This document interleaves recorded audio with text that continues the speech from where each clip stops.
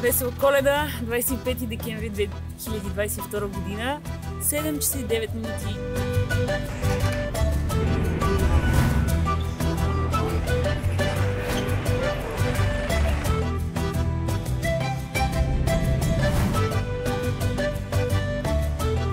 Вече може би 4-5 час съм тук на летището в Мадрид. Европа за противоположие с тях.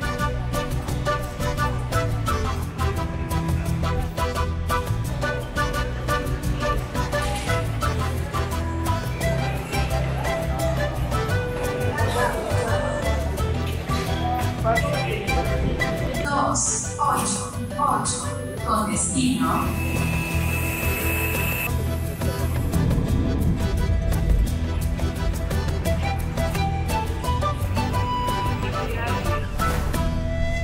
Inca Pachacute. Hola todos! Здравейте, приятели! Аз съм Лора и много обичам да пътувам. За първ път съм в Южна Америка и съм много щастлива. В момента съм в град Куско, Перу. Историческата столица на тази страна. Най-важният град в империята на инките. Тук всичко е пропито от древна история, която са завещали и инки, и испански завоеватели. Градът е заобиколен от високите Анди. Намирам се на надморска височина някъде около 3400 метра. Сега съм на Плаза де Армас, основния главен площад тук в Куско. Градът Куско е бил конструиран под формата на пума, а пък площада е там, където е нейното сърце. По времето на инките той е бил почти 2 пъти по-голям. После идват испанците и намаляват размера му, защото построяват катедрала и църква. Тук идват всички туристи като мен, събират се и много местни хора, за да се разхождат или просто да поседнат на стълбите и да гледат пейзажа. Наистина е красиво и през деня, и през вечерта, когато има много лампички, е далеч по-оживено, отколкото сега в момента. Площада Плаза де Армас е заобиколен от двуетажни постройки, повечето от които имат балкончета, които са с изящна дърворезба. Много са впечатляващи. Доста от тях са превърнати в заведения, в които човек може да поседне и да позяпа. Най-голямо впечатление ми направи, че тези заведения нямат огромни светещи табели, които да опоръчават мястото. Дори брандове като McDonald's, KFC и Starbucks са със съвсем малки лога, които са видими чак когато се приближиш до мястото. Много харесвам да е точно така, защото това запазва автентичността на площада и разкрива неговото пълно очарование. Сякаш наистина се потапяш в онази далечна атмосфера. Самото място представлява нещо като градина, има безброй пейки, на които човек да поседне и да позяпа. Често ще дойде някой продавач да му предложи някоя друга дрънкулка. Бия, грасиас. Но хората никак не са нахални. Усмихнати се, поздравяват и говорят само на английски. Глупости. И говорят само на испански. Сякаш тук английски е позабравен. Иначе местното население в Куско говори кечуа. Език, който е от времето на инките. В центъра на Плаза де Армас има фонтан. Той е точно зад мен. На фонтана има статуя на най-великия владетел в империята на инките – Пачакути. По негово време империята на инките е била в своя тотален разцвет. Тогава е била най-богата, най-мощна, имала най-голямата територия. Владетел е живял през 15 век. Пристигнах в Куско още вчера, приятели. След епохално, поне за мен, 36 часово пътуване. Не е истина просто. 4 полета, за да се добера до Южна Америка и да стигна тук в Куско. Краката ми бяха като на слон, нямах глезени, много се чувствах уморена и така. Добре. Но тези неща са дребна работа. Все пак те спохождат всеки един пътешественик, тръгнал на малко по-дълъг път. Така че бързо се забравят. От летището ни чакаше трансфер, който предварително бяхме уредили и стигнахме до Bed and Breakfast Куско, мястото, което сме избрали да нощуваме тези дни. Вътре стаята е подредена, чиста, но балкончето наистина най-много ми хареса, защото от него се открива готина гледка към пазарчето. Има и една уличка, по която постоянно щъкат и хора, и превозни средства.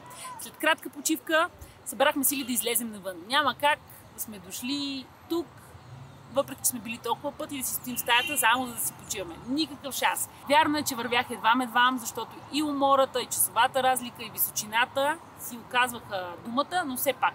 Стигнахме до едно приятно ресторанче, където хапнахме традиционна храна. Мален. Емпанада с кайма. Малко тесто и много месо. И 2 вида сос. Огромна пилешка супа. Няма да ми е най-любимата пилешка супа, но в този момент ми идва повече от чудесно. Миро си взе различна от моята супа, с някакви коленоплодни зеленчуци. Сякаш даже плува и яйце, ориз и разни други екстри. Интересни неща намираме в супата на Миро.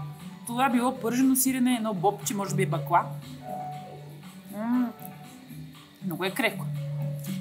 Севиче. Това може би е националното ястие тук в Перу, най-известното. Най-често е с морска риба, но понеже съм в Андите, в Куско, е с пастърва, с речна риба. Много свежо, много пикантно. И се капа с другите неща. Има авокадо, сладки картофи и пържена риба. Пихме чича морада.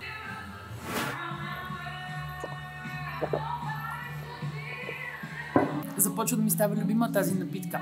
Прави се от пурпурна лилава, царевица, безалкохолна е и често е подправена с канела, с карамфил, а тук сякаш долавям и ябълки. Понеже съм на високо и ми предстои вървене следващите дни, алкохола и кафето изобщо не са препоръчителни, така че ще го отдавам на безалкохолни напитки. При вечер отделихме време за кратка разходка тук на основния площад, Плаза де Армас. Беше много красиво, всички тези светлини, имаше много хора, лампички, добро настроение, коледният дух се усещаше в Куско.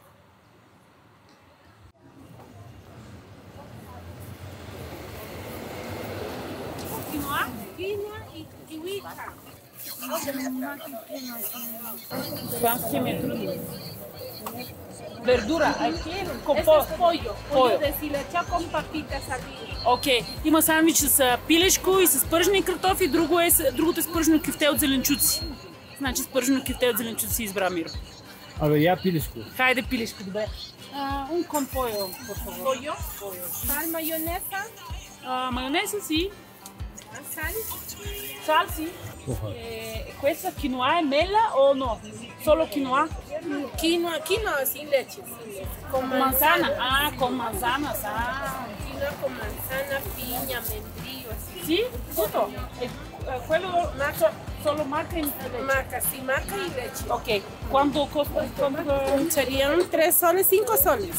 5. Ya. Sorry. 5 soles. Време за традиционна закуска.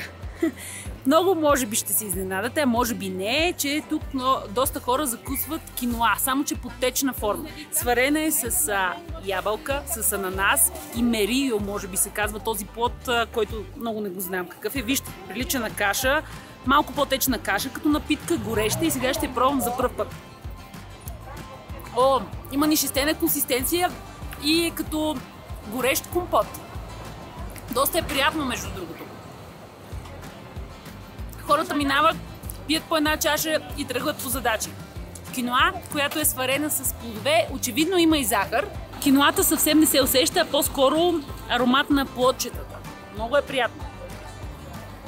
И като е такава топличка, чудесна. Искаш ли да опиташ? Миро каза, кисел, абсолютен кисел. Да, би могло.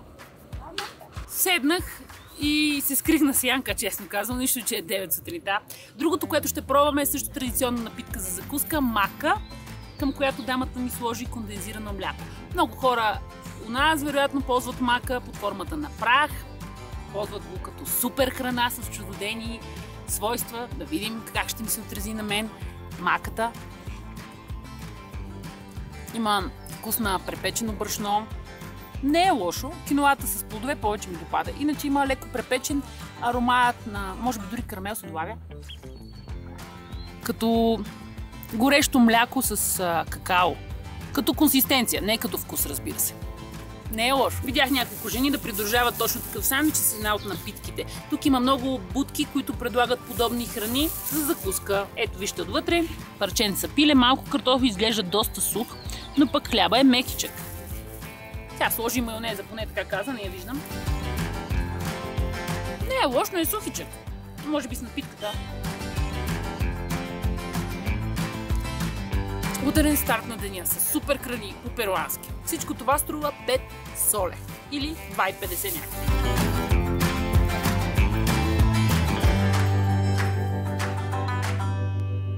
Трябваше да се отбия и за закуска, защото се бях говорил предварително с нашите домакини и нямаше как да ги подведа. А те си бяха постарали. Точно до мястото, на което сме се настанили, направо на една пряка от него е пазара Сан Педро. А знаете, ако следите отдавна видеята ми в YouTube, че пазарите са моето място. Ако не сте ме последвали все още, време е да го направите. Благодаря предварително. Хайде да влизаме в пазара.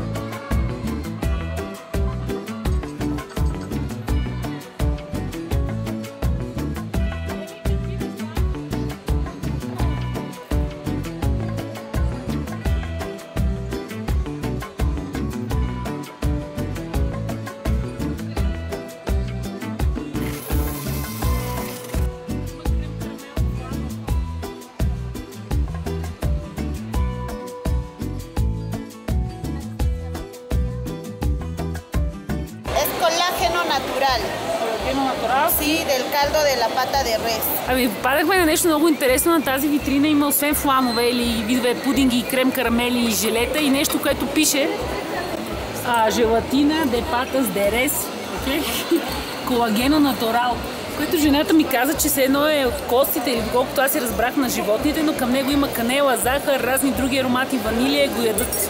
Ще го пробвам. Uno? Small, pequeño. Искаш ли кекс нещо друго или не? По-скоро. Servido. Gracias.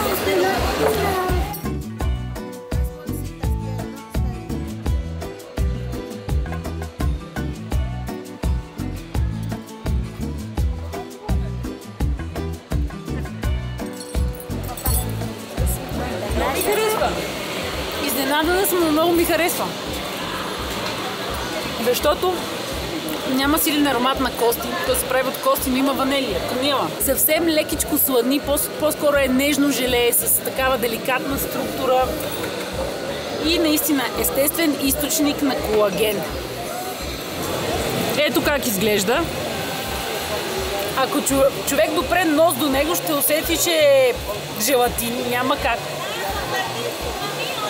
С много нежна структура и аромати е. Много е добро. Поне на мен много ми харесва. Интересно е, интересна нахлътка. И ванилово кремче с доста ситен жълт цвят. Не е лошо, по-сладко е, но на фона на моето ново откритие, ето това желе, направо бледне.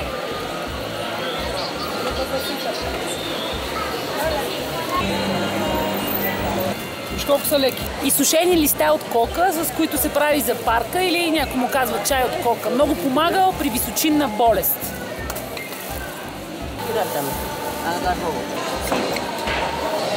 35, 25.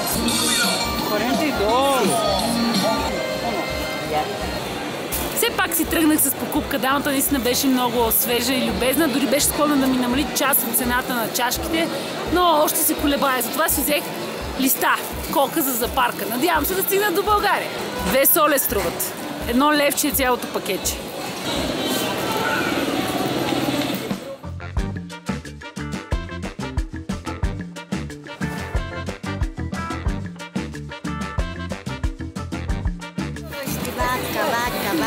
Vaca. Sí, mamá, sí. Ah, gracias. Así, mira, ¿ves? Sí. Está todo. Paria. Paria. Queso paria. Queso paria. Paria, ¿qué es su nombre? Ah, queso paria. Ok. Sí, Bien, mamá. muchas gracias. Ya, mamá. Mamá, tú. За 5 соли сирене. Много добре изглежда. Хареса ми тази дребна пита, а кулинарната ми душичка не може да остане безпристрастна. И да не си вземе поне нещо дребно. Вижте тази пита колко е. Заприлича ми на кашкавал. С мляко от Андите. И всички пити са толкова красиви. Чистата ми ръка, лявата. Ето структурата. Усеща се доста мляко в това сирене. До някъде прилича на кашкавал. Друго не мога да кажа за него. Може би е хубаво за запичане. Ние попитах. Скромните ми 2-3 познания на испански думи не ми стигат за по-богат разговор, но все пак се разбрахме и беше много звитно.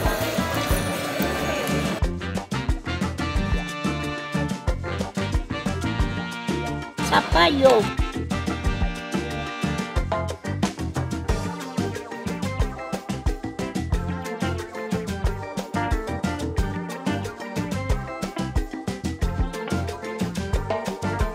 Малки лаймчета. Лайма е много важен продукт тук, защото го ползват за севиче. Има малки лимони, люти чушки и вижте колко много белен чесън. Чесъна също е на почет в перуанската кухня.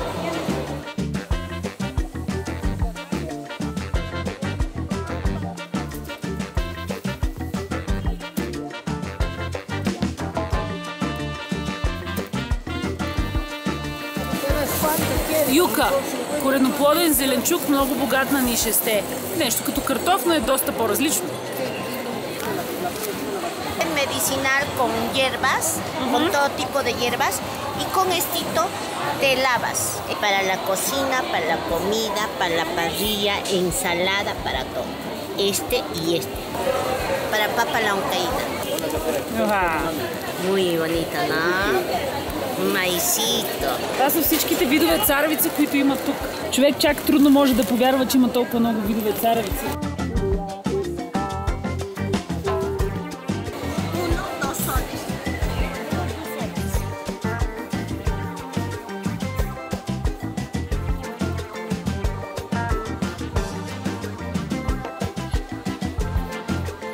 В този сектор и от двете страни има заведения. Много ми напомня на подобни заведения във Виетнам.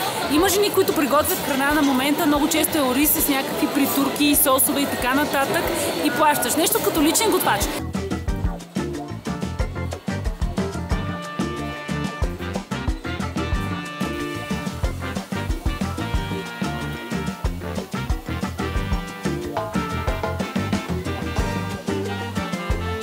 Изглежда много прясно всичко и мирише уникално.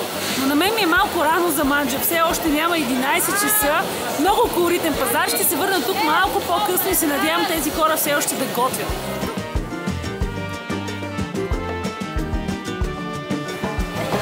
Пазара е делен на сектори и не случайно картофите взимат цяла една част. Папас. Хайде да влезем да видим какво предлага. Колко видове има.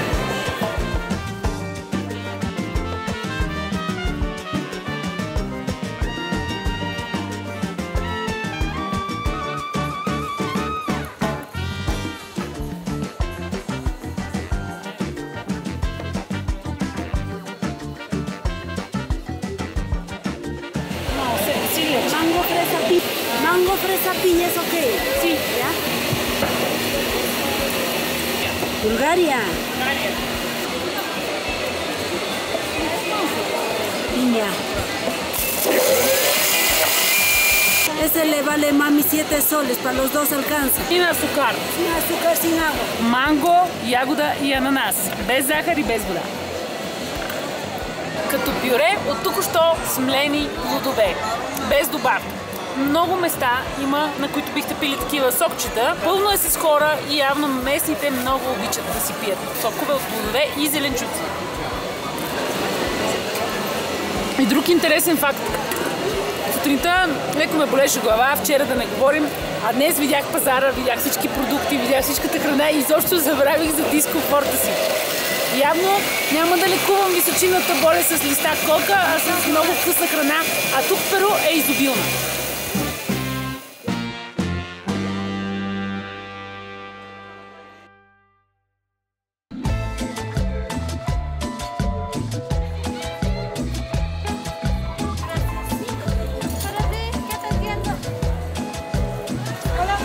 Arroz con leche, 3 leches, yogurt con papaya y plátano. Sí. Звучеше ли испански? Мляко с ориз, с канела. Малка порция. И поръчах кисело мляко с папая и банан. То го стана огромно нещо дойде. И сега идва и третия десерт. На някакво място, на където има много опашка. Gracias. И това е един от любимите ми десерти. Tres leches. Виждате ли? Напоен с мляко, 3 млека. Има и, може би, сметана с канела или какао. Кисело мляко с парчета папая. Много е богато. Огромни парчета папая, много банан и кисело мляко, което сякаш е леко подсладено и доста течно. Прилича на по-гъст айран. Това цялото нещо струва 7 соле или около 3,50.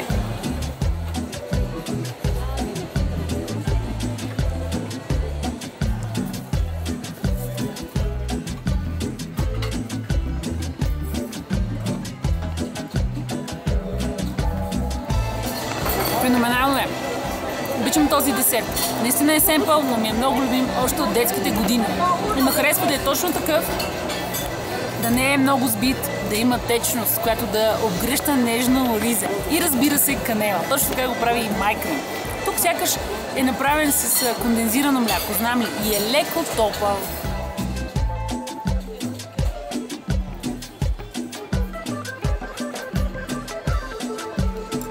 И последния десерт. Оляхме се наистина трес лечес или 3 млека, както би се превело на испански. До сега съм го хапвала само в държави като Турция, Албания. Там е много популярен, любим ми е, правят го по-тъничък и е много напоен с млечна смес. Този е дебел и е покрит с сметана и канела или какао, сега ще видим. О, вау! Много добре напоен, определено има канела. Не се вижда, но този целият пандишпан е страшно добре напоен с млечна смес. Вътре нещо много приятно хрупка, може би кокос. Прекрасно е. Като млечно реване.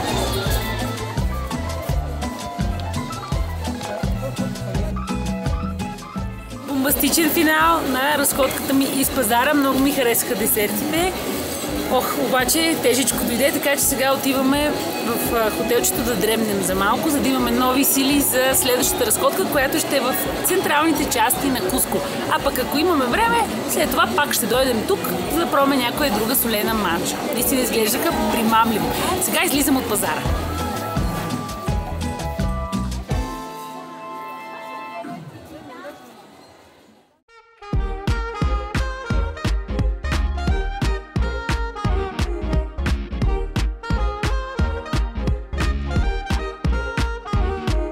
Esto se representa el calendario incaico. Календара на инките, бе? Идеално. Супер, перфектно. Взимаме я.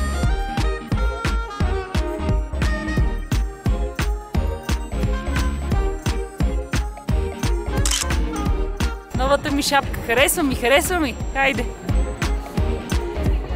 И Миро си взе. След малко ще го снимам и него.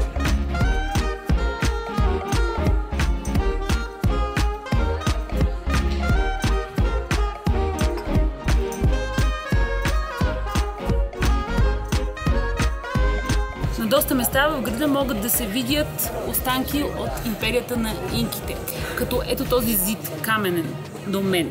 Виждате ли, направо е съвършен. Чак не мога да повярвам, че не са използвали никакви машини, няма хорусан, който да прикрепи тези големи каменни блокове. Всичко изглежда толкова прецизно направено. Така са правили инките. А отсрещната стена, която наблюдавам в момента, е дело на испанците. Тя е много по-различна. На тази уличка най-известната плочка, най-известният каменен блок е една грамада, която има 12 ъгъла. И всички спират да я погалят, да я пипнат и да се снимат. И аз ще го направя. Иначе тази стена е била част от двореца на инките, който е разрушен от испанците.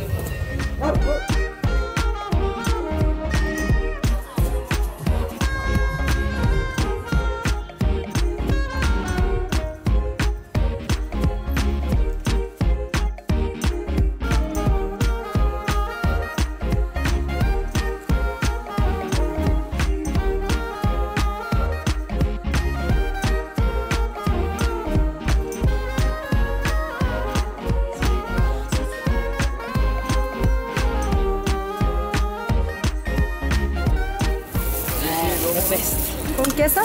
Sí, choclo con queso. 5 струва с сирене. Това е знак, с който всички ядат тук. Няма как аз да изпусна. Царевицата е огромна, жената ми избра най-хубавата. Пука, много е сладка И я предложават с това сирене. Което не знам дали е солено, дано. Солено е. И добре ще се върже. Царевица с сирене. Cioccola con queso, fai il cioccola con queso.